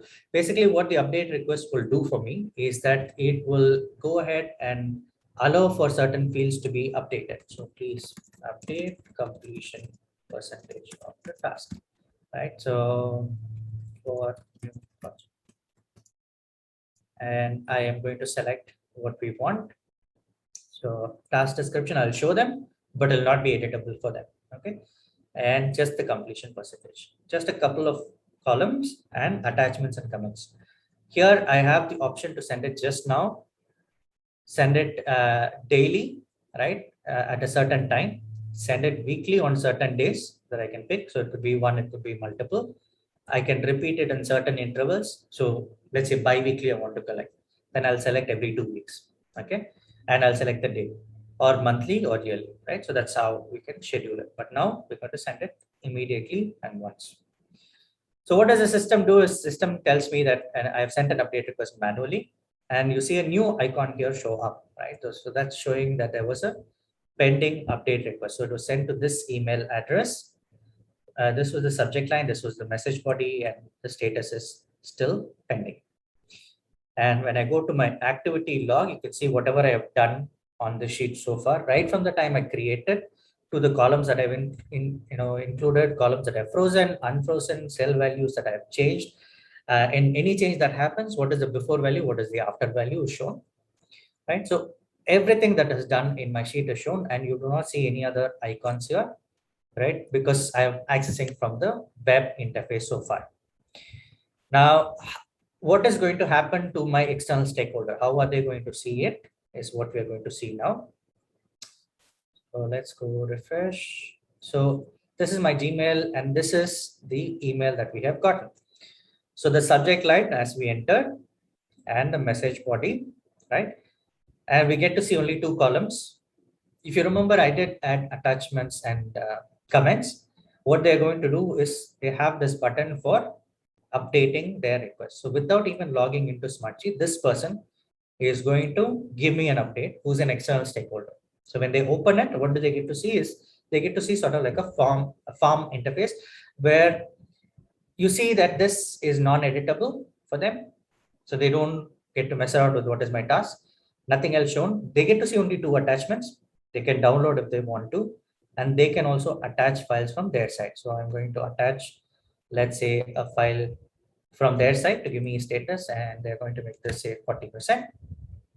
They can see the comments that were written before, and this person is now going to add a new comment as well. Updated project document, right? Or updated UI design. That makes more sense, right? So let's do that, and we will submit our update, and that's it, right? So moving forward, they'll not be able to reuse this link because it's already used. So here, what is going to happen? We can see here there was an indication. Even if I refresh this sheet from here, there are a few changes done, which I would be able to see. But right now I'm looking for the change. So if I want to just find out what was changed since I last viewed, I have this option under more called highlight changes. And that will show me anything that has changed in the last hour, in the last day, since I last refreshed even. So you can see that these are the items that are highlighted. Okay, so yellow is a bad color because we have text in white. So let's go ahead and change to green. So what is Smartsheet doing is it's highlighting areas where changes have been made. So these are all changes made. Now, if you remember, there was no change made in progress here on the face level. There was no change made by the user here. But because these are linked through formulas, it's a roll up. It automatically updates them because of the change that is made here. The status has changed automatically to in progress as well because that's the formula that we have. It becomes more than 1% or it's not blank anymore. It becomes in progress for us. It highlights the documents as well. So if I go in to see what is the comment that was added, I can see the comment that was added by this person. I can see the attached document by this person, right? So I can have my own description and stuff like that. I'm not going to do that. How did this person now come in and update? If I really want to know who updated this and at what time and how, I'll go back to my audit log, which will show me a few changes that are made by this other account, right? So I get to see the name because the name is added as a contact. But if I don't add it as a contact, it will just show the email address of the person. So these are things that are done. So there was an attachment that was added, a comment that was added by this person. Few things were changed. So new project row number was changed from not started to in progress. Phase was changed from not started to in progress. UI development changed and the percentage changed from blank to this. How was this all done? You can see an icon here which says this was done through an update request form that was sent. Same way, if I had sent this for approval, it will say other source and done through approval form, right? So we are able to see all of this being done in that sense. Okay. And finally, something that we would be doing is having baseline. So it's pretty easy to create our baseline before we go into reports. So what we are going to do is just click on the baseline option. And by default, what it does is it's going to pick up our start and end date to do baseline. So when I click that, what's going to happen is there are three columns automatically created by the system, which are non-editable. Okay, I'll remove the highlight changes so the colors go off. So these are three columns that are added. I can just multi-select them, drag and drop near where I want to see it. Okay. So rearranging columns is just drag and drop. Okay. And we can see now what is our baseline, and this is now our baseline. How is our baseline shown in the Gantt is through an underline. So right now everything is matching with our baseline. So you see it going hand in hand. And I was talking about completion percentage. So there's one row where we added completion percentage which rolled up, right? So the difference that you see in your Gantt accordingly is that there is an inner fill which shows the percentage of that task being completed. So wherever you have nothing is blank. Whenever I add any percentage, you would see an inner fill which rolls up as well, showing the completion percentage. So that's what you would be using a completion percentage for, to see how it is progressing, right? So you can see the differences on the right. Okay. Now that I have baselines, now let's go ahead and switch certain days. Let's say this task, which was supposed to end or this task which was supposed to end got delayed. Now there are dependencies, which means that it's going to have a downstream impact on everything almost that we have. So I say this is a 1 week delay. You'll see now your scheduled duration deviation is 5 days. So anything in minus is a problem. Anything positive is good that we are early.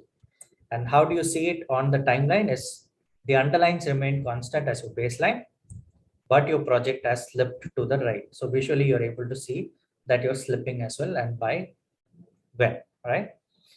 Now, more often than not, what happens in projects for us is that it might be an unavoidable circumstance, and the actual baseline that we created is no longer valid. That means that we need to re-baseline the project. Now, there are two ways in which we can do it. If we want to still have these dates to know what was the first baseline and then have subsequent baselines, we'll go to baseline again, click on remove, and then add a baseline again. So when we remove, these becomes non-editable standard columns, and there are no other columns that are created. I'll go to the grid view to show you, right? And what I'm going to do is I am going to still go ahead and add another baseline now. Now what happens is my new project plan, whatever is the changed one, is set as my baseline. So everything again is in line. And how does it appear? It appears as baseline 2. So this is the current baseline that we are following right now. So this becomes non-editable for us. Variance is back to 0, right? Now, again, let's say we have slipped. Unfortunate enough that we keep slipping more often.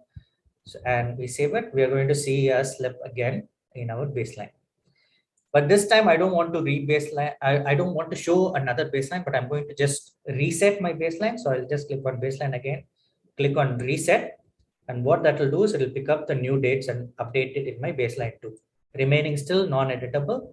And my baselines are updated to show me what is the current baseline. So it is up to you. You can have multiple baselines if you want to really track differences in plans, or if you always want only one baseline, which could be re-baseline and track against that, then you would just use the reset option to do it. All right. So that's a few things that we wanted to show. Now, when we go into reports, right? So that's what we're going to go into. We go out of our project plan and we're going to create a new report. So let's say these are upcoming tasks, right? So that's what I'm naming my report. It will be a row level report, okay? And I open the report. So this is a blank report that I'm creating from scratch. So this is how you would be able to create your own report. So now first thing is you would have to select what is your source of data. So I'm going to select our project plan. So if I anticipate to have more plans added under the same workspace and I want to have consolidated reporting, I can select the entire workspace as well. I can select multiple workspaces to bring up reports from other sources as well. So this just shows me everything that I have access to, right? So I can pull the report accordingly. Now, what is it that we want to showcase? So we are going to show, let's say, our baseline start, baseline finish.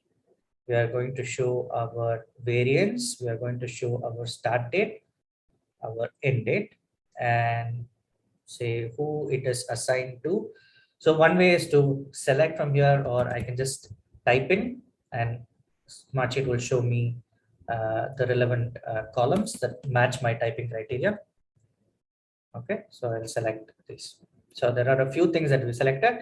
Now we are going to do a filter. So the filter criteria that we want to do is where, let's say, our actual start date is in the, I mean, I can say in the future, which will make it everything. So I'll say it's in the next days, and I'll say in the next 2 days. So whatever is available in the next 2 days alone gets shown to me. So I can have multiple conditions added. So I can do a different filter to look at, I want to look at any status, for example, that is in progress. Okay, then I would select my criteria as status, and I'll select is one off, and here I will say in progress. So again, it shows me 3 items. I don't want anywhere where it is a phase. So let's go ahead and remove that. So I'll add another condition. And by default, when I add a condition, the overall condition set is going to be an AND condition, but I can select it to OR if it's an either or that you want to select. And here we have something called phase, and I'm going to say is unchecked is when I want this. Okay. So now we have the project name because we didn't have a check mark for that. We have the sheet name, which is a link that takes us to the project plan. So we can keep that. Here I will change it as task description. And we have all the columns that we want in our report. So as and when data changes in our underlying sheet, we are going to see changes happening to this report, right, on a real-time basis. So I'll open our sheet separately and our report separately to show you how instantly things change, right? So now our criteria is where we do not have a check, and our percentage is completion percentage, right? Is, oh, sorry, status is in progress. Yeah. So let's go ahead and change certain things as in progress. Okay, I'm going to save my sheet. I would go back to the report. If I refresh the report, you would start seeing data points of everywhere. It meets the condition. So it's instant. As soon as it refreshes, it's going to change. Now here's where I was talking about sending updates or reports on a weekly basis to somebody, right? This is something that I do for some projects where I want to show that I'm working on Sundays as well. So what I do is I create my report with my filter conditions. I'm good with everything that is there. I will go to this option called send as attachment. So here I can define who it needs to go to. So I'll enter the email address of the person. And let's say this is my weekly project report. That's my subject line. New project is the project name, right? You can have it in any way. So attach the weekly report. I can send it as a PDF. I can send it as an Excel. More often than not, we send it as an Excel. And in the delivery, I'll click on schedule. I'll select weekly. I will send it on a Sunday every week. And let's say I'll send it at 11 p.m. So it looks like I'm working on a Sunday at 11 in the night to consolidate this and send them a report. And I can see myself to ensure that the emails are going through, right? And I can send it to one person, multiple people, group DL, whatever email address here, and the report will get sent accordingly to this person that I mark. So once I've done, you can see this is a recurring thing that is scheduled, and it'll start sending on 15th because that's the first Sunday that comes up at 11 p.m. Right? At any point in time, if I want to change the recurrence, I can change it from here. If I want to stop, I can delete it. So this is one set that I'm sending, let's say, to somebody. If I want to set a different duration to different person for the same report, I can send and schedule a different one for the other person and send it out as well. Okay. So you could have this report sent multiple times. And again, few things that are available in your reports are to group and to summarize. So if I right now we have everything by only one status, right? So a group here would mean that it shows just group, and I could summarize and have say by status or by task or whatever that we want to call it, and show a count of tasks that we have. So as a summary, right? If we have multiple such statuses, then we could have that grouped according to different statuses and shown as a report. So let's go and do that. We will show completed and in progress in the same report. So this is my report which shows both. Okay. So we could build as many reports as you would like for different dimensions and use that to be sent to somebody or shown in a dashboard. Now, whenever I'm sending an email, it's fine. But if I want to share it from here, give access to somebody as a viewer, as an editor to the report, then what I will need to do is also share the project plan sheet that we've created. So this will always show me who all have access to this particular report or the workspace. Right now, it is not shared with anybody, so there is no sharing done, right? So the collaborator is just me, but I can go ahead and add more people. And how I'll do that is probably I'll do it directly from here and add people with different rights. I have the option of notifying or not notifying. I can add them in. So now I've added this person in my team called Kamya into my workspace. What happens is, moving forward, anything that I create, she will automatically have access to it.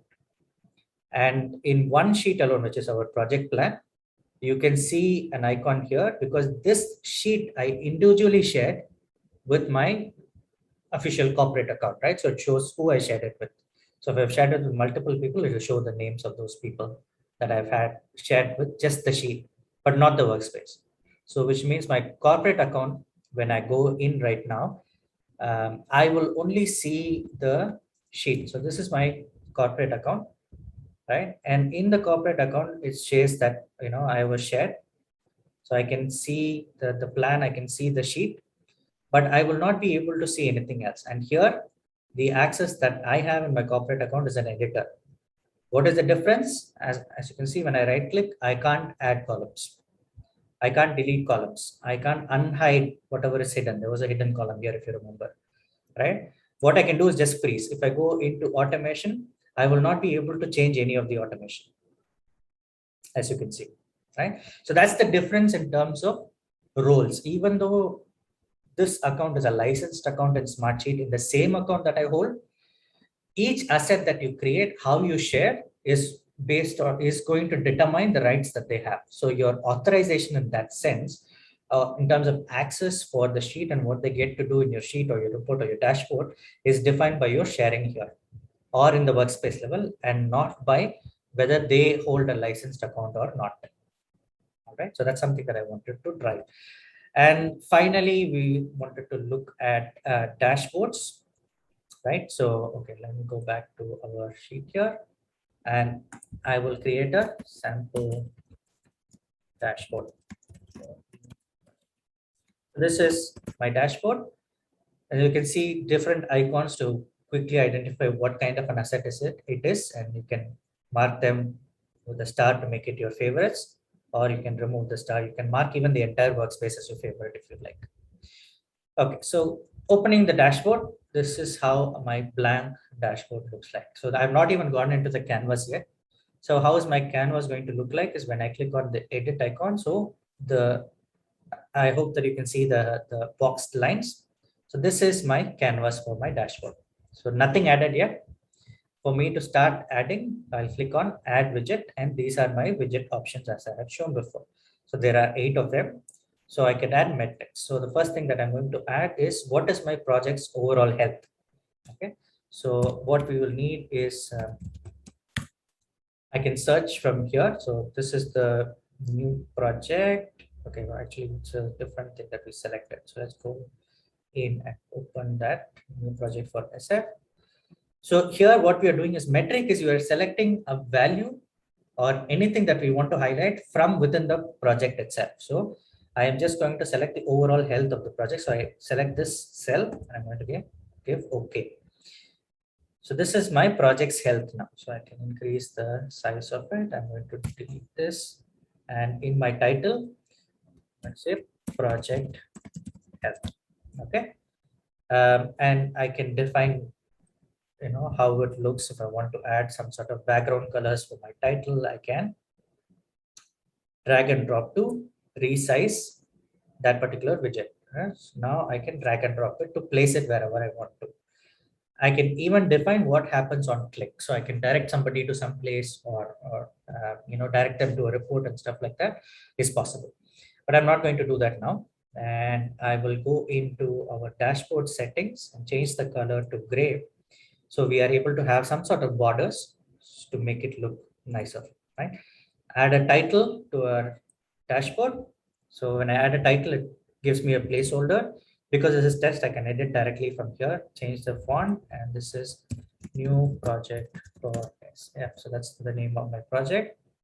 Just drag to extend and give the same fill color so it has sort of like a unified color scheme, right?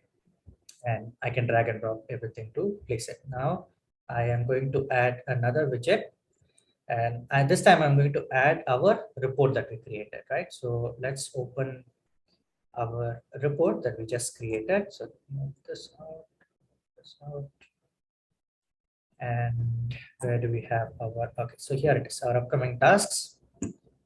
So the report comes up. In the report, we have a few additional options. So we can remove the formats that are added from the sheet to make it look all similar. We can hide the Gantt and only show tabular data or show Gantt as well, right? We can collapse and show only what we want to show whenever we have summarizing done. Or grouping done, or we can show the entire group. Title, upcoming task is the title. So this is a project task report.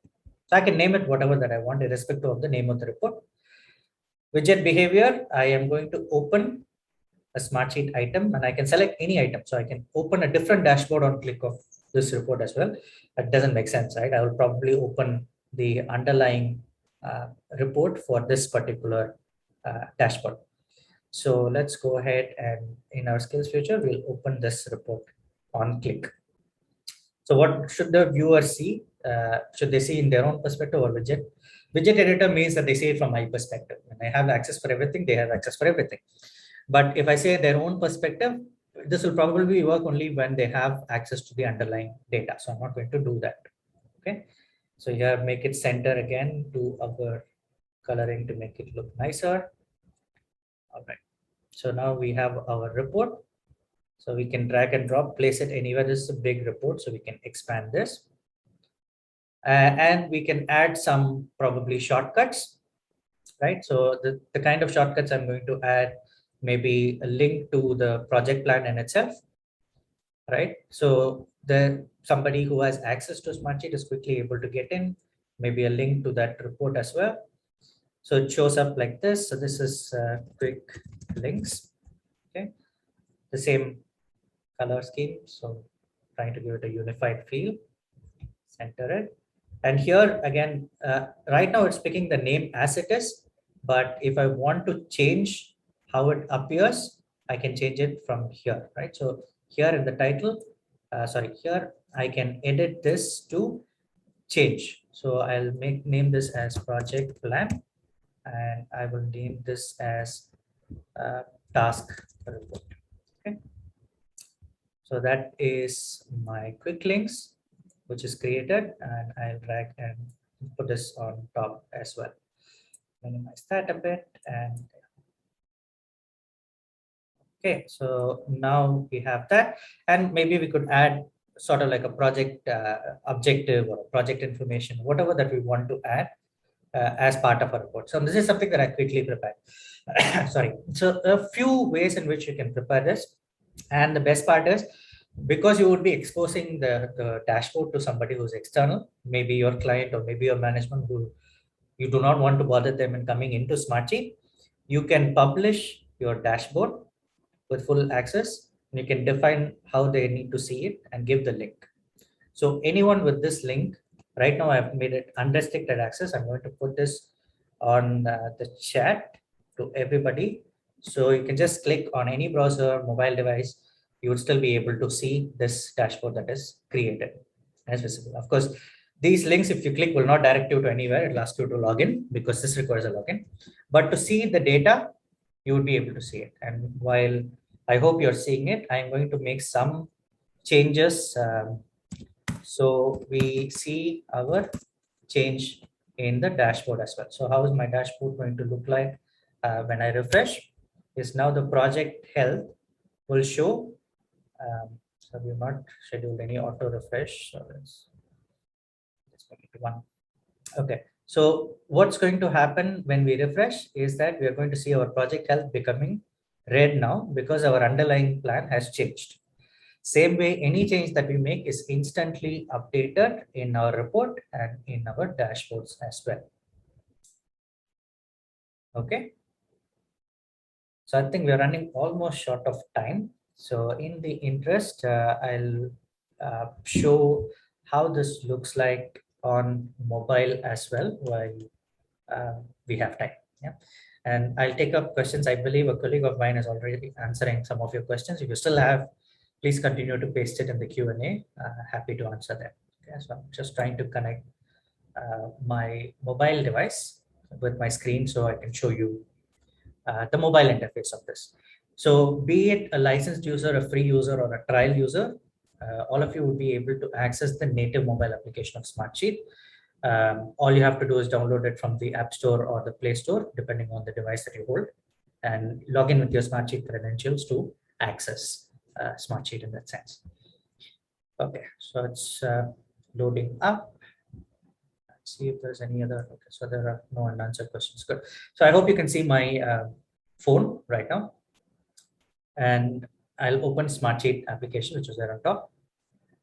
So this I'm accessing from my corporate account, right? So again, any of my recents, which I just opened the project plan, I can see that as well in my mobile device and change.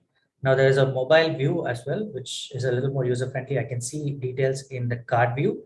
This is by status, which are the by health. What are the cards? I can change the way in which it looks. I can look at the mobile view, which shows me each individual row. See what is the start, what is the end, what is the variance, what is the actual start, and you actually have the option of defining what needs to be shown in this view, whatever is important, right? So currently it shows whatever is there in our primary column or task. It shows the health, it shows baseline, start, finish, and it shows variance along with start date alone. So we can define what gets shown here to the users in the mobile view. We want to go minimize that, you just tap to minimize, right? Things that are not of interest to you. So this is everything collapsed, or you have the everything expanded option as well to quickly see. And the settings is where you define what do you want to see.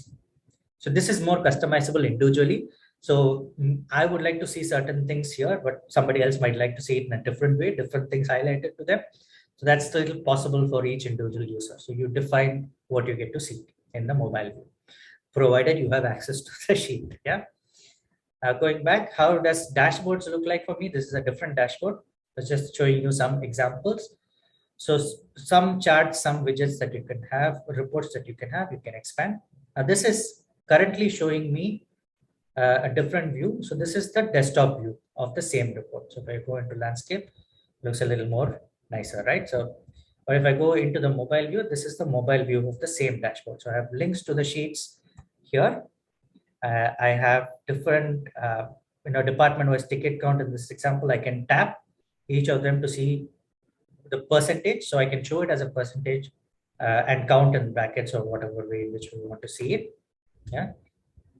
So, and to expand it out, sort of like a zoom mode to see just that, and tap that to see that as well is possible. All right. So with that, I'm sorry I couldn't show much on work apps, but that's a very interesting thing, and you can build your own mobile applications on the go quickly using Smartsheet for a specific scenario. So instead of me coming into Smartsheet, looking at all of this data, if you want to create something specifically, let's say for bug tracking, and you want to give it as a mobile application with your own company logo to your internal stakeholders, external stakeholders, you're able to do that using work apps. So that's a very exciting thing which is recent. And if you'd like to know more about that, you could reach out to us. And in the slide deck, going back, I have a few slides here, which I think when it gets shared to you, you're able to see each of it and how you get to do it step by step. Because I did show this online, I've kept it hidden. But a few things that I wanted to finish off with is for you to know about Learning Hub. Any new skills that you want to learn from Learning Hub, there are multiple courses available. So you can scan this QR code to get into that. Again, it will be visible in the one that gets sent to you. And after the session, there's also an augmented reality based quiz that you can get into. So whether you're using Facebook or Instagram, you can scan these QR codes to get into that fun AR-based quiz that's based on this session. So some simple questions, some true or false answers to help you look at your understanding as well. All right, so you can take that as part of it. And finally, if you have any questions, you could reach out to me. This slide deck would be shared with my contact details. And we will also be having a link which gives you the 30-day trial that you would like to get into if you would like to see how it works before getting into the tool. Right. With that, thank you so much for spending time. I do not see any new Q&A. Chat, I hope there were not questions as such. So I will stop my share. I hope the session was useful. Please give your feedback. That will help me improve myself as well. I'm happier to see your feedback on how this went and if you're actually able to learn something today. Yeah, thank you so much. Ladies and gentlemen, before the session ends, please scan the QR code and provide your feedback comments on the webinar. And lastly, I would like to share with you about our skills and training advisory service. If you're not sure how to get started on your upskilling journey, you can sign up for the free one-to-one skills and training advisory service, where a skills ambassador will guide you in understanding your career goals and provide suitable course recommendations. Simply scan on the QR code and indicate SFMX Smart Nation in the mandatory field, "How do you hear about us?" at the bottom of the registration form.